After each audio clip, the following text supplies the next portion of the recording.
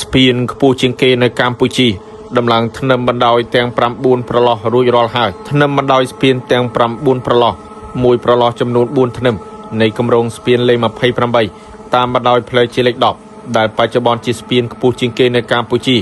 បានដំឡើងរួចរាល់ហើយនៅព្រឹកថ្ងៃទី9ខែមីនាឆ្នាំ2025នេះគម្រោងសមិទ្ធផលស្ពានគួរជាទីមោទកភាពនេះមានកម្ពស់90ម៉ែត្រប្រវែងសរុប537ម៉ែត្រទទឹង10ម៉ែត្របានសណ្ដូកខ្លួនឆ្លងកាត់ស្ទឹងរិស័យជ្រុំស្ថិតនៅភូមិឆៃលូកឃុំអូសោមស្រុកវាលវែងខេត្តពោធិ៍សាត់កិច្ចការបន្ទាប់គឺជាដំណើរការរុះរើរន្ទា Erection Machine រៀបចំចាក់បេតុងធ្នឹមកាត់ទទឹងចាក់បេតុងកម្រាលរៀបចំមកកាន់ដៃនិងចាក់ AC